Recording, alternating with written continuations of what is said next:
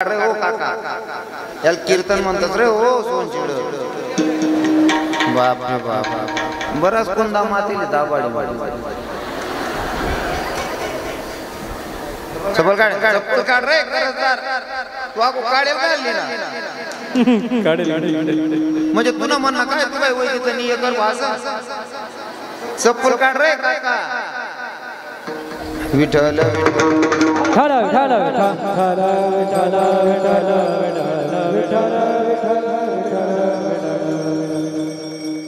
पंढरीचा भांडवल परमात्मा जर सांगत असते कान्होबाई माता येत नसेल का कान्होबाई माता येत नसेल का बरोबर आहे ना तुमच्याकडे कानबाई बसस ना हा हा कानबाई येस गाव मा जर कानबाई बसडता ना वर्ष 8 बसडतात म्हणजे तिसरा वर्षले कानबाई राहत बरोबर आहे साहेब असं ना हा देखा बहिणी जो कीर्तन नंतर सांगतो तुमले कानबाई आहे ना एक वर्ष नंतर येस आणि त्याच 2-4 महिन्याना मुक्कामले येस हा हो 2 दिन ना मुक्काम परत तर मुद्दाना एकच रात ना मुक्काम राहत एकच रात ना मुक्काम राहत पण अख्खा गाव मा गाजा वाजारास कानबाई ना खरंय का नाही 3 वर्ष नंतर येस एकच रात मुक्काम करत अख्खा गाव मा गाजा वाजा तसा अंडीर बी सुद्धा एकच रात ना मुक्काम करू माय हा जी अंड्याना रात ना मुक्काम राहना इथलं वजन राहत वा रे दीदी बोलावा रे ताई बोलावा रे होय रे नाच करता का पहिले बघा रे बाकी ने पुरी निघतच निघत राहतेस ना घरमा चालता चालता बोल जाईल लात मारी पडत हाय माहित आहे तुले पाय लाग्या पाय नाही लाग्या तू चांगलं गोमाल दे ना काम इथला निता काय कामले बरोबर आहे कानबाई मायना एकच रात ना मुक्काम पण असं वजन म्हणा फार कधी होता सुद्धा वाची जाते बाबा विठ्ठल विठ्ठल विठ्ठल विठ्ठल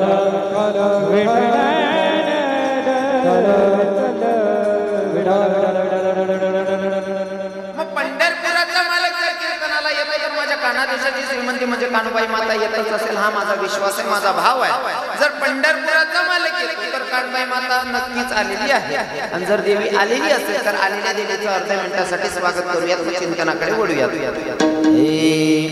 आराधीन बाई तुम्ही कुंकू घ्या आरस केली बसून घ्या आराधीन बाई तुम्ही कुंकू घ्या आरस केली बसून घ्या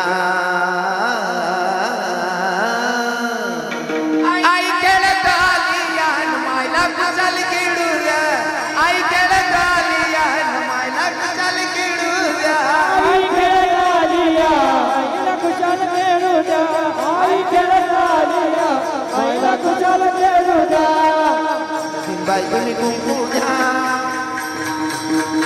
आराधीन बाई तुम्ही कुंकू घ्या आरस केली बसून घ्या आराधीन बाई तुम्ही कुंकू घ्या आरस केली बसून घ्या ओ माय खेळत आली यान आईला कुशाल खेळू द्या आई खेळत आली या आईला कुशाल खेळू द्या खेळत आली या आईला कुशाल खेळू द्या खेळत आली या आईला कुशाल खेळू द्या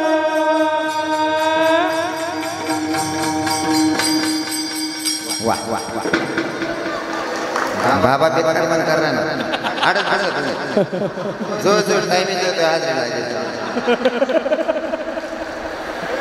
अरे या वयामध्ये महाराज ते दादा नाचता येत पण तिकडे माझी माय 65 पुढे बोलली माय 65 पुढे वयमान नाचली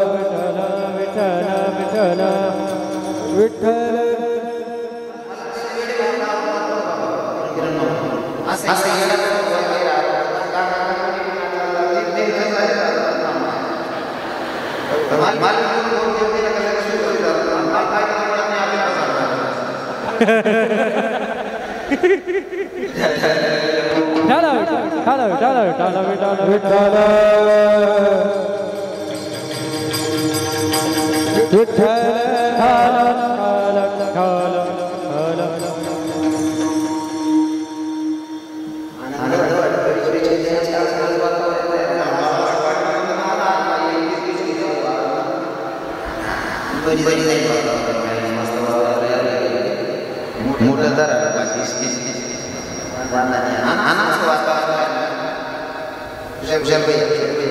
असं वातावरण नाही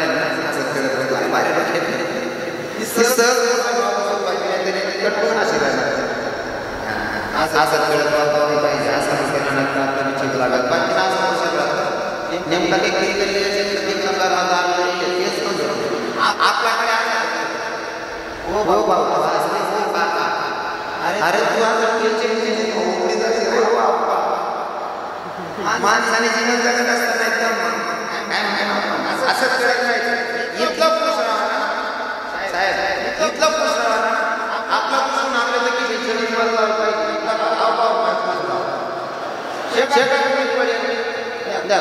बरोबर कुणी कमी होती बरोबर विठ्ठल विठ्ठल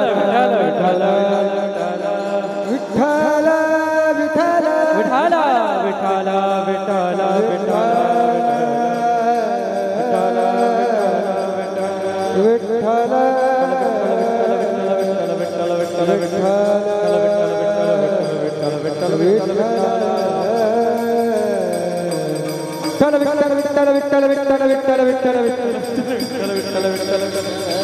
विठ्ठल विठ्ठल विठ्ठल विठ्ठल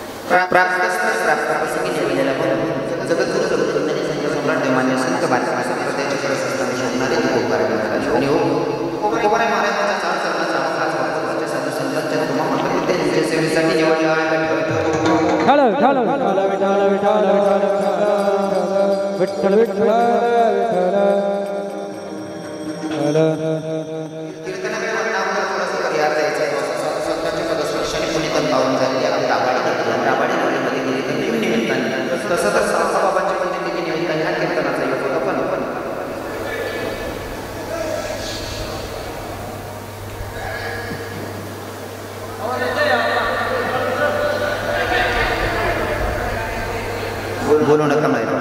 खरं तर कमी गावकरी लोकांनी एवढं मोठं नियोजन केलेलं आहे. त्यातल्या त्यात बरेच लोक बाहेर गावावर नाही काही आले.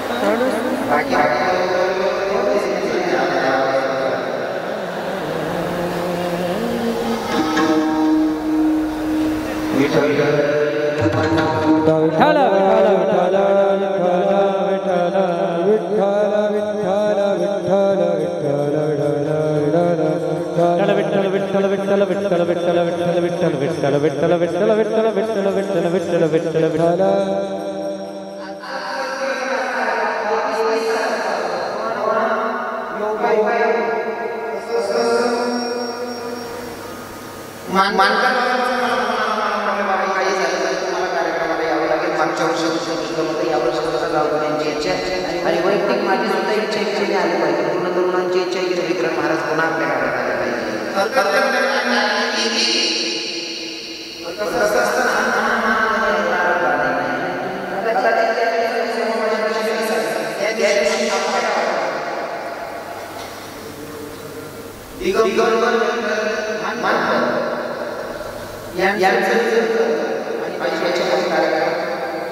पुढे पुढे पुढे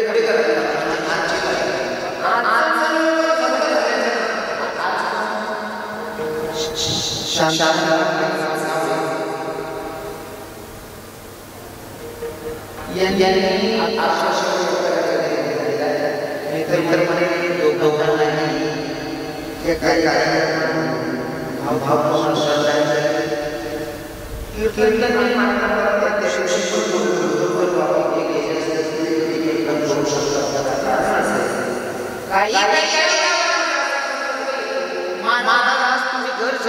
बरं आमना गावा माणूस मर जायले घरमा दारमा कीर्तन घेऊन काय असतं माहिती जाणाऱ्या व्यक्तीला भगवंताचं घंगाट जर काही पडत असेल तर जाणाऱ्या व्यक्तीला नक्कीच भगवंताची प्राप्ती होते. म्हणून काय करायचं अशा प्रसंगांना अजिबात थांबलं नाही पाहिजे असं मला वाटतं. बरोबर आहे का नाही? हे जे तुमच्या घरामध्ये कोणीतरी तुमच्या गावात कोणीतरी व्यक्ती गेले म्हणून तुमच्या गावातच कीर्तन कॅन्सल झालं बाबाजी असं नाही. बऱ्याच गावांमध्ये अशा प्रसंग येतात आणि कीर्तन रद्द करण्यात येतात कॅन्सल करण्यात येतात. तेवढा दिवस थांबावं लागतं. मला सांगायला आवडेल की जी व्यक्ती गेली त्या व्यक्तीच्यासाठी उलट का त्याच दिवशी नामचिंतन झालं पाहिजे म्हणजे त्या आत्माला सुद्धा शांती लाभते.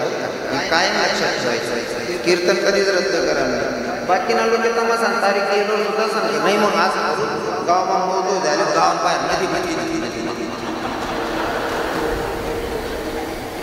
बरोबर आहे की नाही. मग कीर्तनच कशाला बंद करायचं मला हे विनोदात नाही सांगायचं.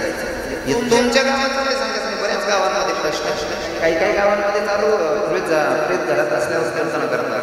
एक विनंती असेल काय विना भाऊ आता नाही गाणं सांगलं की आता डाबलं बरं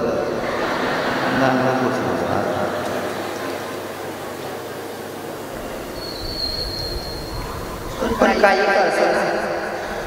त्या निमित्ताने आजचा कीर्तनाचा योग आहे. खरं तर ज्यांच्यासोबत माझा परिचय आहे मनकर बाबांनी मला खूप आग्रह धरला. मला म्हटलं बाबा काही झालं कार्यक्रम कॅन्सल झाला नाही पाहिजे. आणि काय असतं तो माणूस पारमार्थिक असतो का त्या माणसाच्या मनामध्ये फक्त भगवंताबद्दलचं प्रीत असते भाव असतो. म्हणून कीर्तन झालं पाहिजे. मानकर बाबांचा आग्रह असतो आजचं कीर्तन आणि कदाचित आजच माझ्या नशिबी तुमची सेवा लिहिलेली असेल म्हणून तुम्ही मायबाबांची सेवा करण्याचा योग मला आज लाभलेला. कीर्तनासाठी उपस्थित सगळे महाराज म्हणजे गायनारा साथ करतात. आमच्या सगळ्यांचे परिचयाचे असणारे सगळे कीर्तनकारांच्या परिचयाचे असणारे आमचे किरण माऊली त्यांच्याच बाजूला मला वाटतं मागच्या वर्षी किरण माऊली रोज आला होता. त्यांच्या बाजूला उभे असणारे आमचे मयूर बाबा महाराजांनी कमी वयातच मंजिल गाठली. महाराज सरस्वती माता सहज प्रसन्न होत नाही. कीर्तन करणं गायन करणं मृदंग वाजवणं इतकं सोपं नाही आहे. आणि जर ते झालंच आपल्याला आलंच त्यात आपण सक्सेस झालोच तर ते जिरवणं सुद्धा एवढे सोपं नाही. बरोबर आहे ना. हां काही श्रेष्ठ थोडा आवडा रे छान त्यांना काय शानला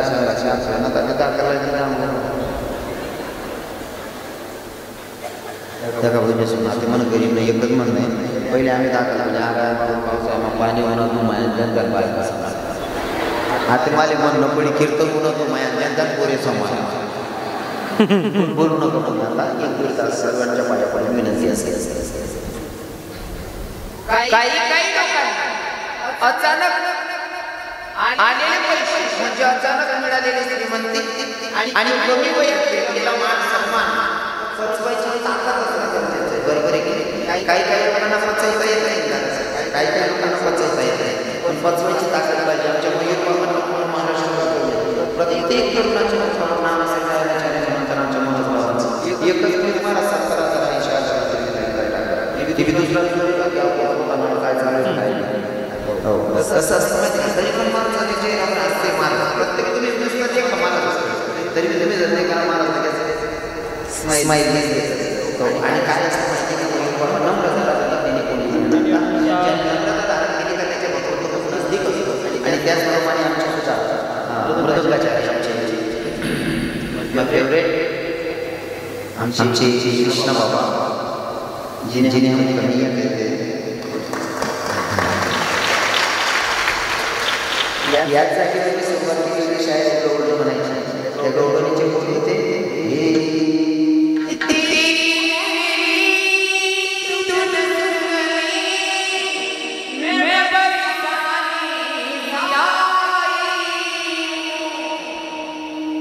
हाँ आपका पखवा सुनने के लिए ढूंढाई कैसे आए विठल विठाला विठाला विठाला विठाला विठाला विठाला विठाला विठाला विठाला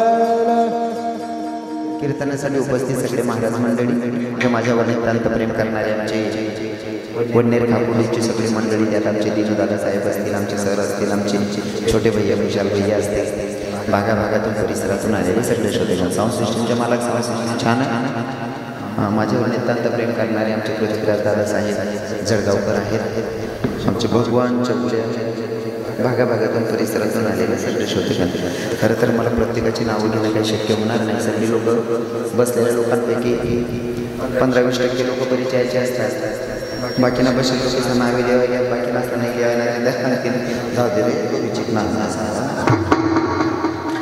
आणि समजा तुला पटापट नावे द्यावं 2 तास असतात तुम्हीच सांगायचं रात्री कीर्तन करायला पाठी आपले संबंध म्हणून आलेल्या सगळ्या श्रोत्यांच्या विठाला विठाला विठाला विठाला विठाला विठाला विठाला विठाला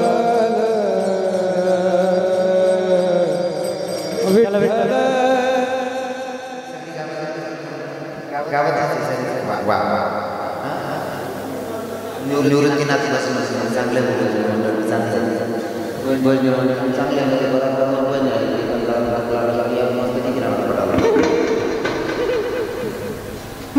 आलेल्या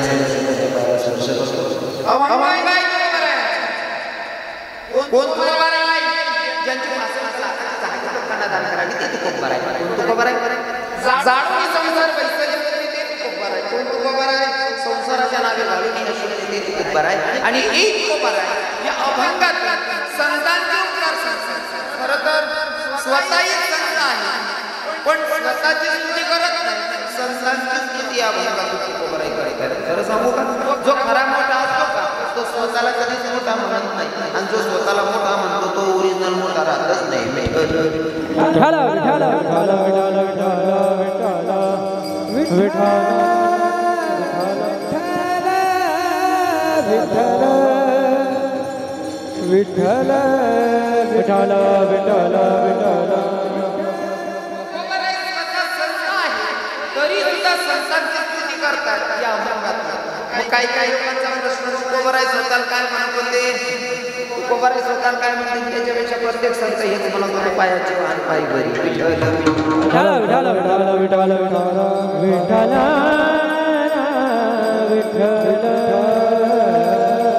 विठाला विठाला विठाला सुरुवातीला सांगितलं की तो मोठा असतो तो स्वतःला कधी किरण माऊली मोठा म्हणतच नाही स्वतःला मोठा म्हणतच नाही आणि सांगतो तुम्हाला स्वतःची स्तुती स्वतःने कधीच करू नये नाही ते लोकांचं वय केले काही काही ठिकाणी असं मुक्कामी राहायला पाहिजे एक ठिकाणी मुक्कामी राहायचं म्हणे बाबा म्हणतं का कीर्तन नंतर म्हणे बाबा म्हणतं का बंगला बांधा तिचा मग देवताने मनात येईल पोगस होता जेमतेम संध्याकाळी पावसात काय असा प्रश्न तसा प्रसंग बंगला मारा तुमना पाय माझं बरोबर महाराज पोर भेटे जेम जेम जेम जेम मावसात पोरत गेले ना लग्न वैगी बरोबर घेतो ना पाय माझं बरं महाराज 5 वर्ष घ्या लेकरूबाई काय वयाने 5 वर्ष नंतर 18 बर वजन दिला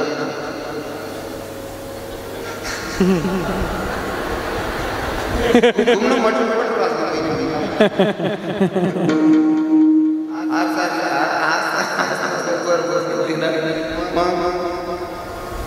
हाती पोरगा वैसे महाराज तुमना पाय पाय ठेवी की म्हणतं तुमना पाय म्हणे दोन बिघाले तुमना पाय म्हणे सर काय नव्हतं म्हणे महाराज बोलतो की का म्हणतं काय नाही म्हणे तुमना पाय आखी रस्त्यावर तुमना पाय म्हणजे झोपी नाही म्हणता जो खरा असतो का त्याला जाहिरात करायची गरज नाही तुम्ही तो बसवल्यात तुम्ही शेतकरी लोक असतात अगोदर मी जेव्हा लहान होतो तेव्हा मी ऐकलं होतं की कापसाची लागवड करायची ना तेव्हा राशी किती होती राशी किती डबल ज्या शेतकरी त्याची माहिती अशी राशी बिलीची जाहिरात करायची गरजच पडली नाही जास्त. लोक जायचे नावाने डायरेक्ट सांगितलं डबल राशी शेका राशी बिली. बरोबर आहे ना. मला हे आज सांगावं लागतं.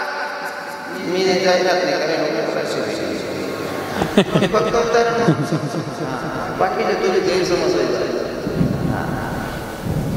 ओरिजिनल जर असेल तर त्याला जाहिरात करायची गरज पडत नाही. स्वतः संत आहे पण नम्रता एवढी. मी स्वतः संत आहे, समाजावर माझे अधिकार आहेत असं नाही सांगितलं. काही संवाद संतांचे विचार काही मनाची श्रीमंती असेल.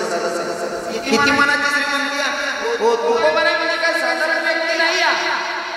4 वेद होते आपल्या. 5वा वेद ज्यांनी दिला ते तुकोबाराय. विठाला विठाला विठाला विठाला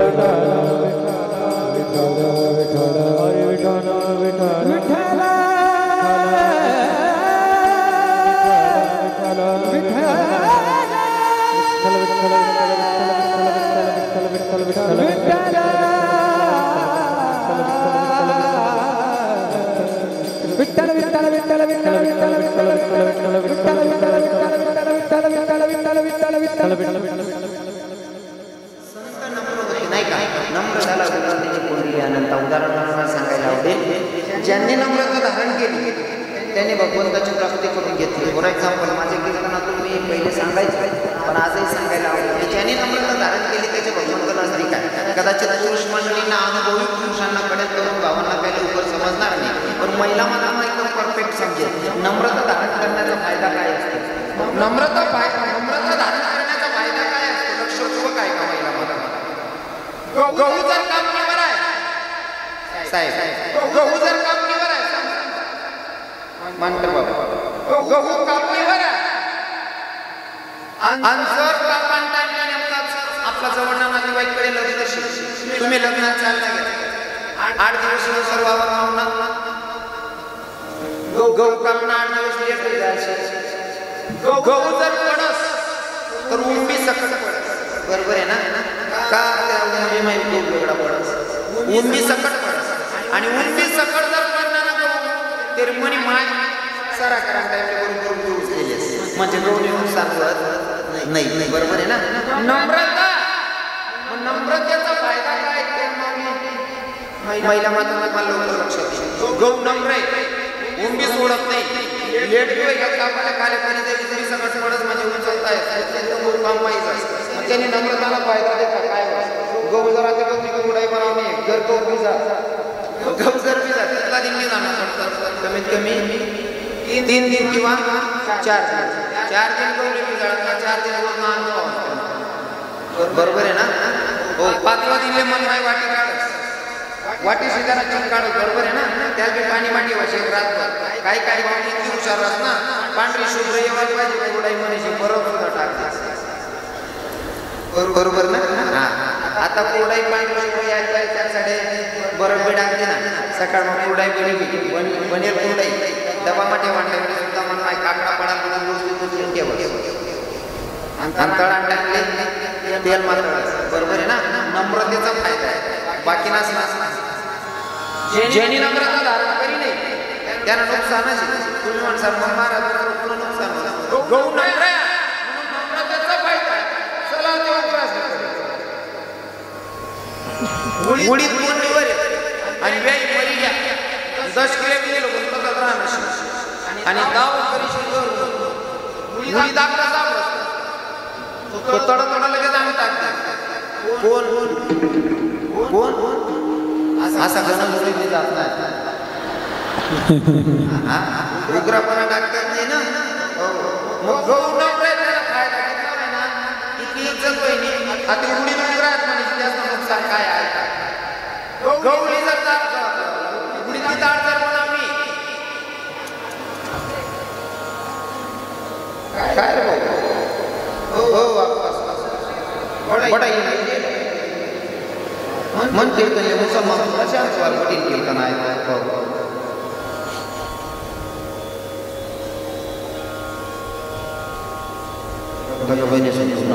मन बोलणं नाव बोलणारा कोण फरकाने पुन्हा भावी पुन्हा पोर काय घर ते पुरुष सांगितले जायला खेळा बाळ बाकीना कीर्तन करता काढले तरी एवढ्या पुरी एवढी नीची रे आपण गावनी असं सांगितलं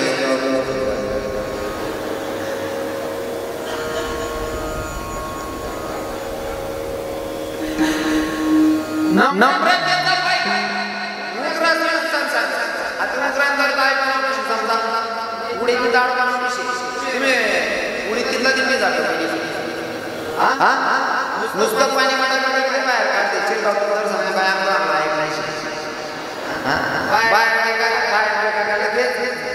काय ना का किंवा बोलले असं नाही भाऊ जनता ऐकायला त्याला बैठीले बाकीला उडीतला बेकार लागला साहेब दादाश्री बाकीना उभा इथला नीट राहतात ना बैठीला काय पाठ होतं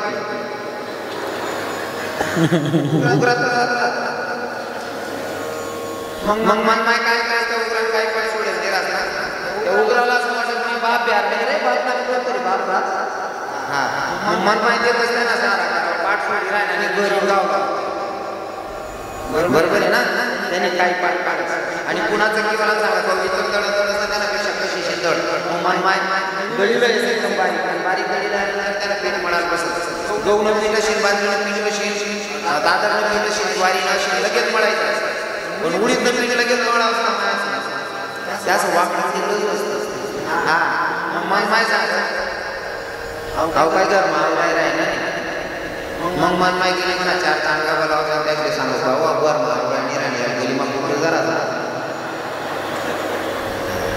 मग त्याच्या आता पाकिस्तानी बांधतात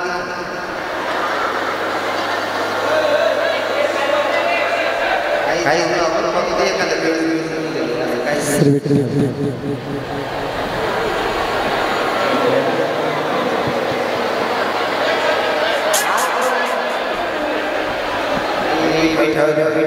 खाली बसा खाली बसा विठ्ठल विठ्ठल विठ्ठल विठ्ठल विठ्ठल विठ्ठल विठ्ठल विठ्ठल विठ्ठल विठ्ठल विठ्ठल विठ्ठल विठ्ठल आ विठ्ठल विठ्ठल विठ्ठल विठ्ठल विठ्ठल विठ्ठल विठ्ठल विठ्ठल विठ्ठल खाली बसा कृपया खाली बसा हरि विठ्ठल विठ्ठल विठ्ठल विठ्ठल विठ्ठल विठ्ठल विठ्ठल विठ्ठल विठ्ठल विठ्ठल आ विठ्ठल विठ्ठल विठ्ठल विठ्ठल विठ्ठल विठ्ठल विठ्ठल विठ्ठल विठ्ठल विठ्ठल विठ्ठल विठ्ठल विठ्ठल क्या बसू ज्याच्या जागेवर बसा बोलू नका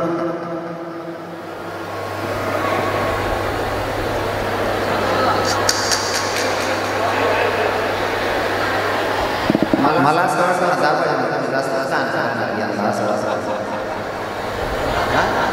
बोलू नका ना विठ्ठल विठ्ठल विठ्ठल विठ्ठल विठ्ठल विठ्ठल विठ्ठल विठ्ठल विठ्ठल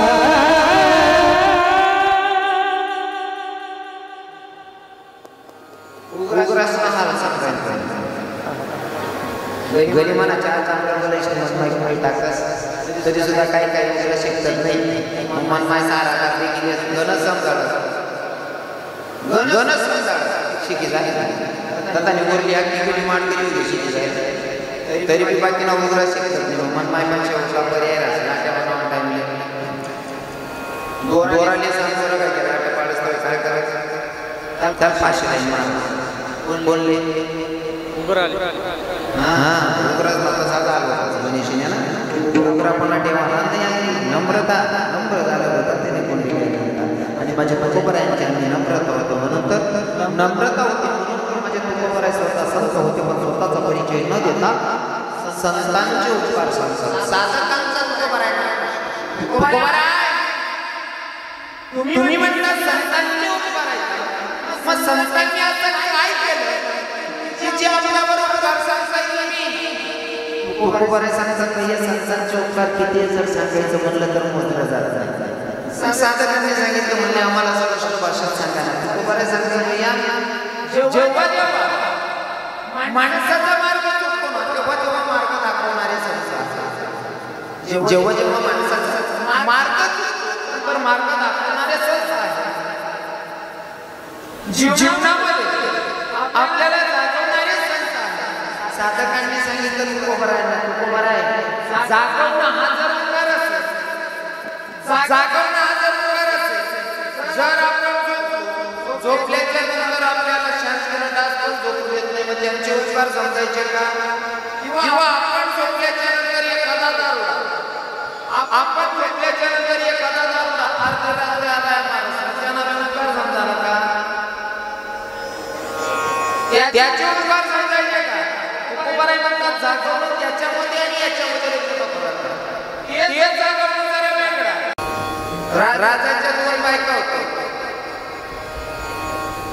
पहिली सुनीती आणि दुसरी सुरुची. काही शास्त्र शुद्ध पद्धत नव्हे ना. आता म्हणा अशी माझी जर गोष्ट सांगत ना, त्या महाराजाला दोन बायका पण एक आवडती ना आवडती या दोन्ही गोष्टी सुनीती आणि सुरुची. फक्त पहिल्या लोकांना नाव माहिती नव्हतं म्हणून तसं म्हणत होते ना. सुनीती आणि सुरुची.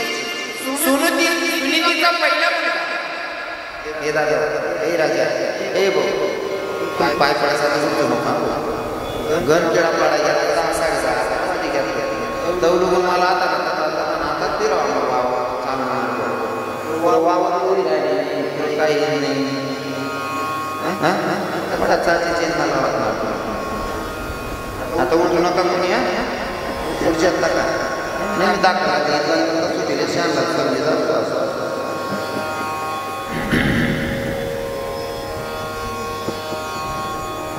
काय असतं माहिती, कीर्तनाचे नियम असतात. कीर्तनात व्यर्थ बडबड करायचं नसतं, कारण कीर्तनाची मर्यादा प्रत्येक कीर्तनातून सांगतो कीर्तनी बडबड करेल जो कोणी होऊन येईल झालं. कीर्तनात व्यर्थ बडबड करायचं नसतं. विठाला विठाला विठाला विठाला विठाला विठाला विठाला विठाला विठाला विठाला विठाला विठाला विठाला. पहिलीचा मुलगा होता ध्रुव आणि सुरुचीचा मुलगा होता उत्तम. आता मोठीचा मुलगा उत्तमराज राजाच्या मांडीवर जाऊन बसलेला. मांडीवर लहान आईने बघितलं, सावतराईने बघितलं आणि सावतराईने बघितल्याच्या नंतर ध्रुवाला सांगायला लागले, ध्रुवा तुला जर या मांडीवर बसायचं असेल तर माझ्या मंत्रीत आणि मला यावं लागेल, तर मी या मांडीवर बसू शकतो, अन्यथा तुला इथं बसण्याचा अधिकार नाही. ध्रुवाला हात करून उठवलं. ध्रुव रडायला लागला. रडता रडता त्याच्या आईकडे गेला, सुनीतीकडे, आणि सुनीतीला सांगायला लागला, म्हणजे आई मी माझ्या बापाच्या मांडीवर बसलो, लहान आईने मला उठवलं. आई लहान आईने मला बापाच्या मांडीवर उठवलं आणि लहान आई बोलताना मला बोलून गेली, बाळ ध्रुवा तुला जर या मांडीवर बसायचं असेल तर माझ्या मोठी जन्माला यावं लागेल, तर तू इथं बसू शकतो, अन्यथा तुला इथं बसण्याचा अधिकार नाही. आई मी माझ्या बापाच्या मांडीवर बसू शकणार नाही का? आई पण रडायला लागली. आईने सांगितलं का बापाच्या मांडीवर बसलं तर तुला लहान आईने उठवलं. अरे बापाच्या मांडीवर बसला तुला लहान आईने उठवलं.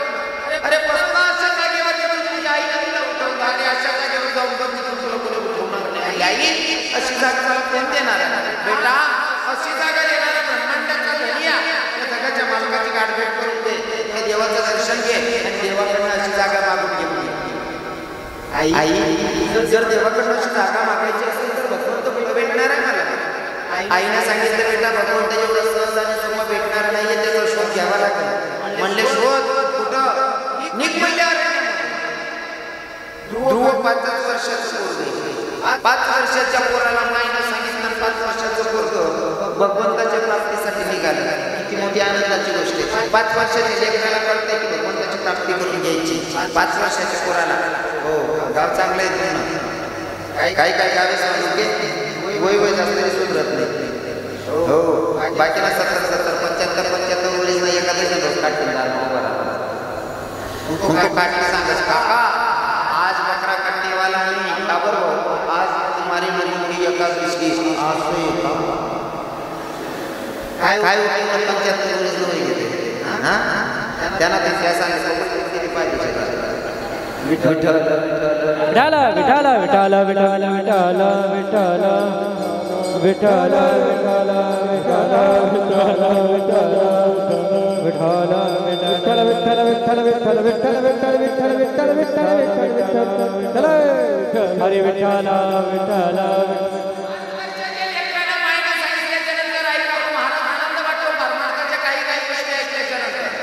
पाच वर्षाच्या लेकरानं माहिती ऐकावं.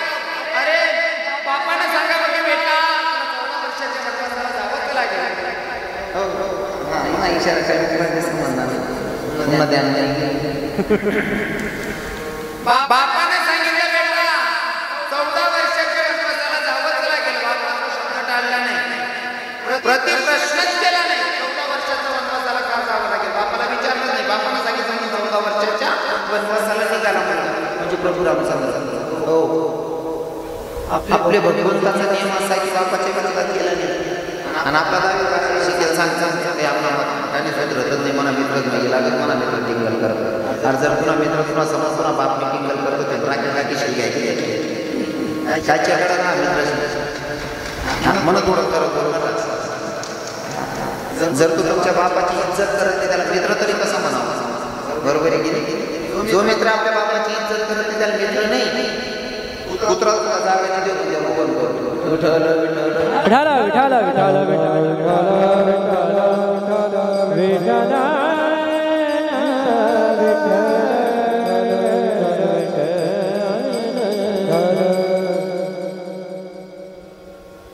5 वर्षाच्या लेकरानं भगवंताच्या प्राप्तीसाठी अरण्याचा मार्ग धरला. अरण्याचा मार्ग धरला. अरण्यामध्ये फिरत होता ध्रुव. फिरत असताना आवाज येतो भगवंताला. नारद महर्षी प्रदक्षिणा करत होते. प्रदक्षिणा करत असताना नारद महर्षीचं लक्ष गेलं आणि 5 वर्षाचं बालक फिरतंय. जवळ आले विचारलं बाळ कोण आहे. राजांचा मुलगा.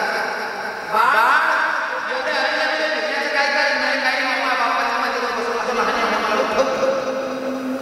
लहान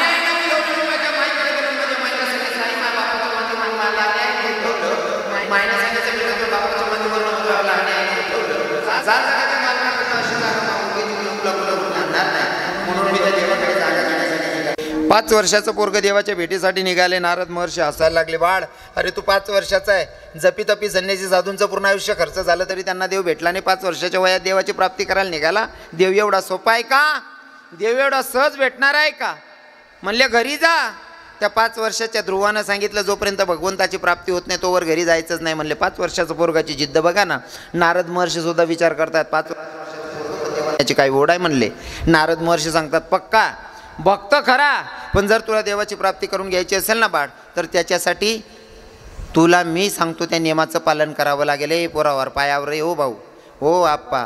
ए हो भाऊ पायावर रे. हो मंदा तू चप्पल काढ रे काका. आले आज काय तण मात ना भाऊ. पाकच नाही राहिना म्हणतं शेवट लगून बड पीक उलगी घेतो. कठीण काम आहे भाऊ. आणि नेमकं म्हणा गाय उलट वय घे मेरवर आरंड्या लावाय घ्या चांगलं पीक दाबाय घे झालं. विठ्ठल विठ्ठल विठ्ठल विठ्ठल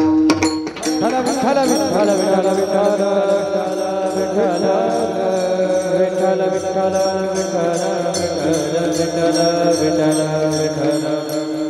2 मिनटं जास्तीची घेतो. राग धरू नका. मी प्रत्येक कीर्तनमा सांगत बहिणी सण तुम्हाला पाय पडीस नाही. राग नका दर्जात. पहिले बी सांगा ना आत्ते बी सांगा. तुम्हाला पोरगा बोल राहिनो तुम्हाला भाऊ बोल राहिनो हक्का त्याने बोलसू. या पोरेस ना डोकसा चाला ना बंद होई गे. का बर खावाले चांगलं भेटत नाही बहिणी सण.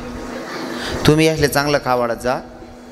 नेमकं इथलं उलटं होई जायचे म्हणे ती क्लिप बरीच व्हायरल होई जायले. आणि मला ते आवर्जून सांगा ना आवडी राहणे या इथला किडा पाडणार पहिला पाहिजे. त्यामुळे तुम्ही ना थोडा कटाया करतच नाही रांधाले. हाव कटाया नड राह ना बहिणी असं. हां तुम्ही ना संध्याकाळ वहिनी का नवरा असा कॉटवर खुर्चीवर बटेल राह ना का त्या नवराला लगेच पुजलाय ना माय हो डोकसा बी दुखी राह ना कंबर बी ठणकी राह ना मजा ना जीव करा ना का माय खिचडी टाक देऊ माय. हायतून खिचडीन परसादी या पोरे पडा बिंडोक वय घ्यात माय हो. अक्कलच राहिनी नाही या पोरीला. चांगलं खावडं जावं बहिणीसून. हां हाय खिचडी ना सत्यानाशी आहो. काय करते नो पोरे इथलं सांगेलवर बी सुधरत नाही. त्याच ना बी दोष नाही ना हो साहेब. शाळामा घ्यात का आय मन माय रातनी खिचडी डबामा भर द्यास. शाळामा घ्यात का तटे बी खिचडीच खातस. घर उन्हात का घर बी रातले खिचडी आको रातनी खिचडी गरम करीन डबामा सकाळ मग तीच राहत खिचडी काय काय नाही येडावे घ्यात त्या. सकाळी पाहिजे ना बहिणीसून 2 भाकरी टाकले जा, संध्याकाळले नवरा बायको दोन्ही अर्धे अर्धे खायले जा, दोन्ही पोरले अर्धली खावलं जा, पण भाकरी दडका जा व सोनचिडी सोन आई खिचडीन परसाद या पुरेच ना डोकसा चालतात नाही. हां त्यातले 50 दाव सांगा नेमन बटा तो तरी बी कसा बसेल.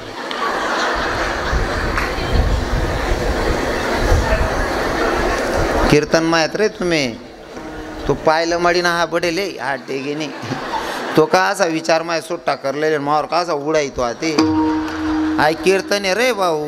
ओ आप्पा बेकार दांगडोय भाऊ.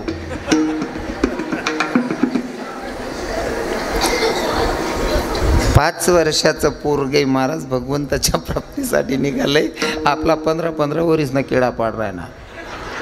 विठ्ठल विठ्ठल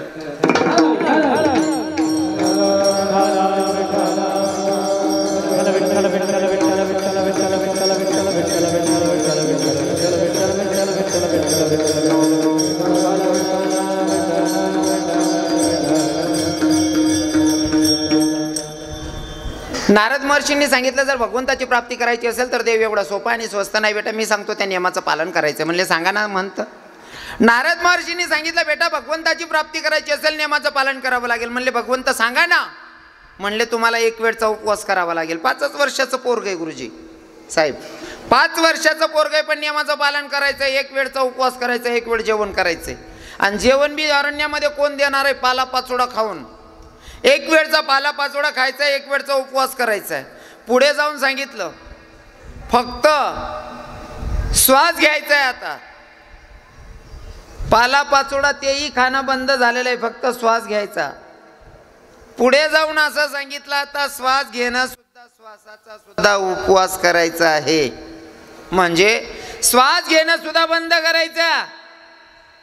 5 वर्षाच्या लेकरानं श्वास घेणं बंद केलं. देवादी देवांना श्वास घ्यायला त्रास व्हायला लागला. कोणता भक्त जर मागणी करत असेल भगवंताच्या भेटीची तर देवांना तो त्रास होतो आणि इकडे सगळे देवादी देवांना त्रास व्हायला लागला. तेव्हा सगळ्या देवांनी विष्णू भगवंताकडे जाऊन सांगितलं, म्हणले आम्हाला श्वास घ्यायला त्रास होतोय, म्हणजे नक्कीच कोणता भक्त तुमची आराधना करतोय, तुमचं बोलावण्याची आज धरून बसलेला. हो माझ्या विष्णू भगवंतानं जाऊन बघावं. अरण्यामध्ये 5 वर्षाचं पोरगं नामचिंतन करतोय. 5 वर्षाच्या पोराला बघून माझ्या भगवंताच्या डोळ्यात अश्रू होते. देवानं सांगितलं बाळ एवढ्या कमी वयात माझ्या प्राप्तीसाठी निघालास? म्हणले हो.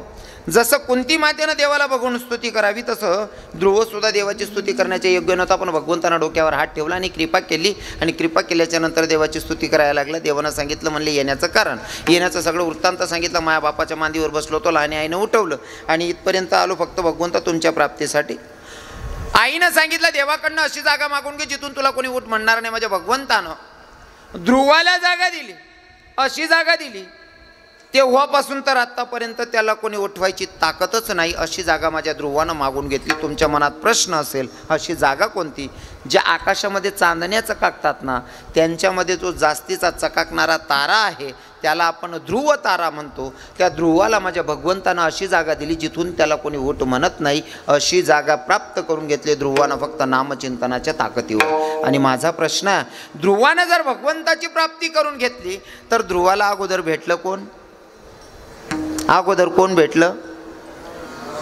अगोदर नारद महर्षी भेटले, म्हणजे संत भेटले. संत भेटले म्हणून भगवंताची प्राप्ती आहे. आणि संत भेटल्याच्या नंतरच भगवंताची प्राप्ती होते. फॉर एक्झाम्पल मी नेहमी कीर्तनातून सांगतो, जर का आमदाराला भेटायचं असेल तर अगोदर पियाला भेटावं लागतं. डॉक्टरांना भेटायचं असेल तर अगोदर कंपाऊंडरला भेटावं लागतं.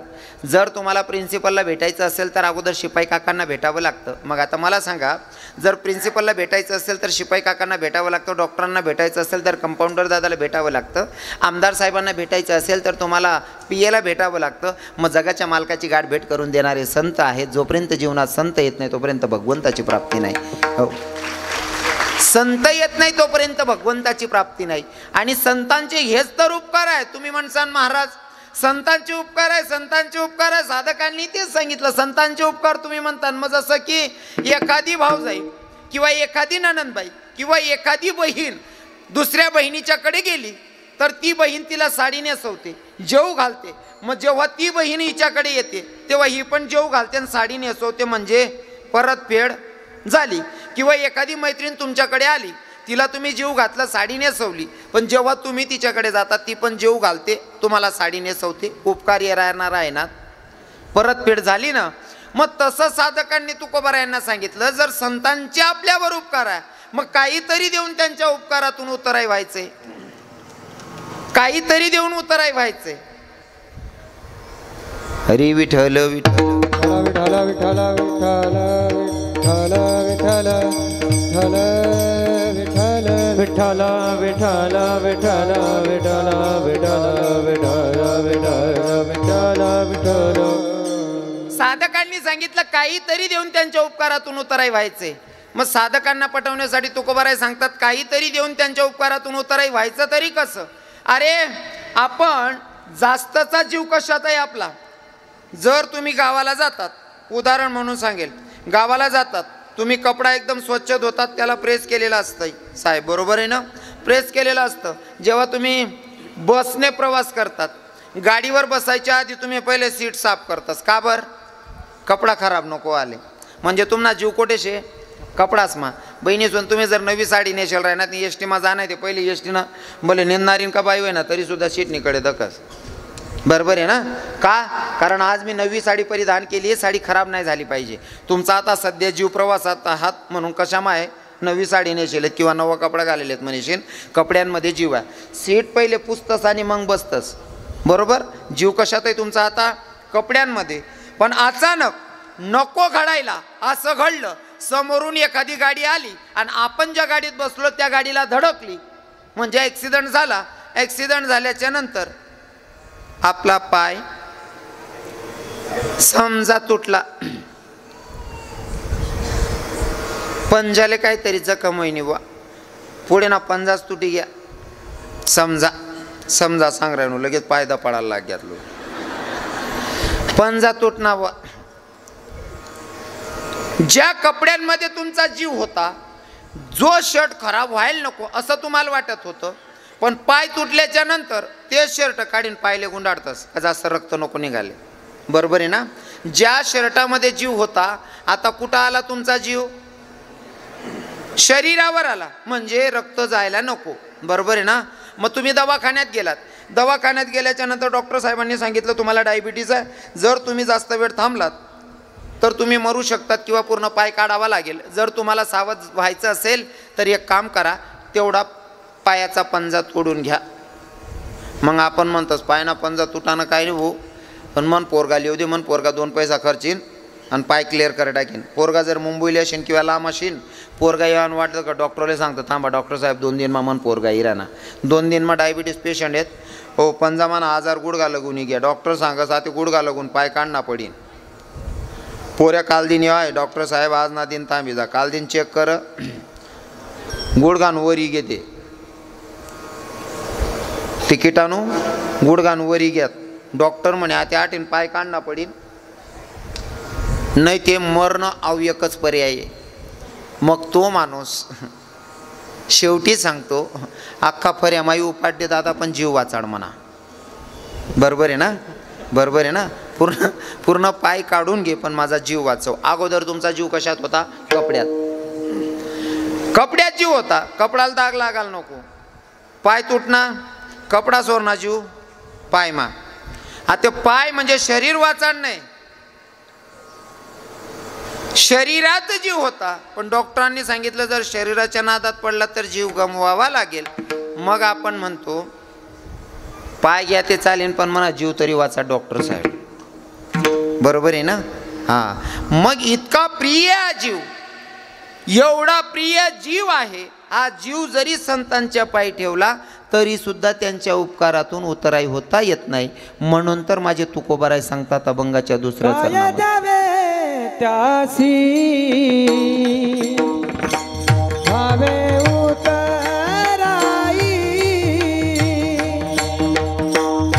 काय द्यावे त्यासी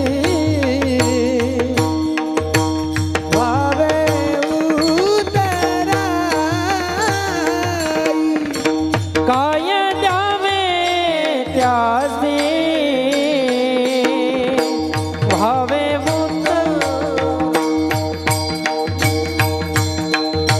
काय द्यावे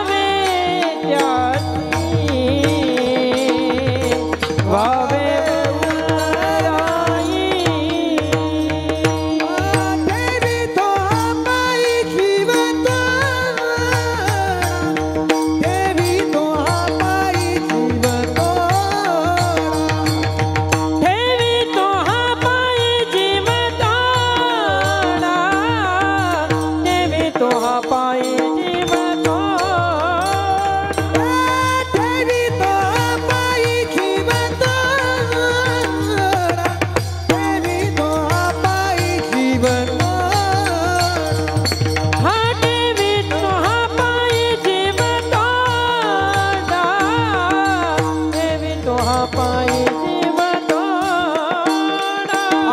काय दावे दासी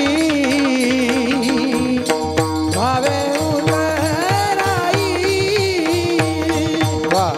काय दावे दासी भावे उतराई काय दावे दासी भावे उतराई काय दावे दासी भावे उतराई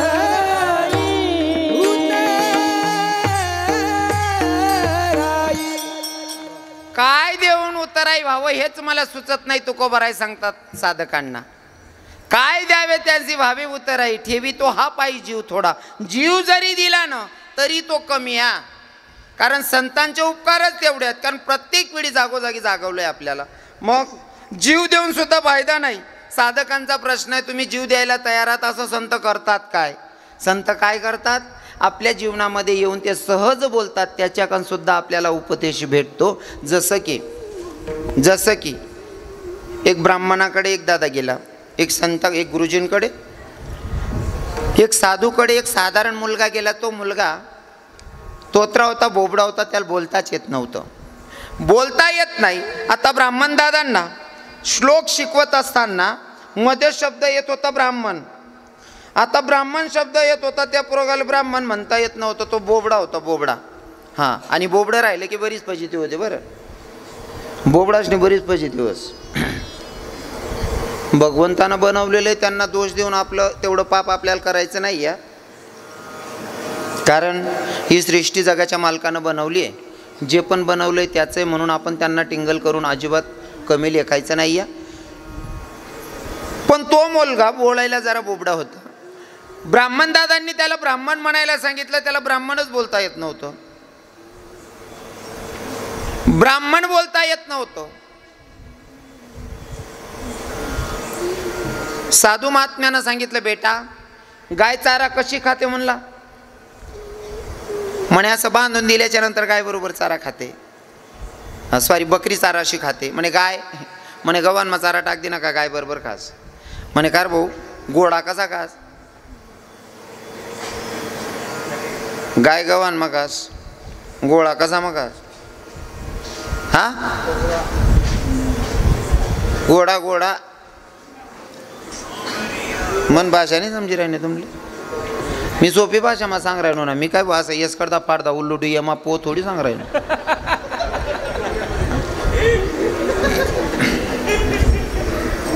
गाय जर चारा गव्हाणीत खाते, बैल गव्हाणीत खातो. बकरीला चारा देताना असं बांधून देतात समोर, ती बरोबर खाते. मग घोडा कसा मग आज तोबरा असतो. बरोबर आहे ना दादाश्री साहेब, तोबरा असतो. बरोबर आहे ना.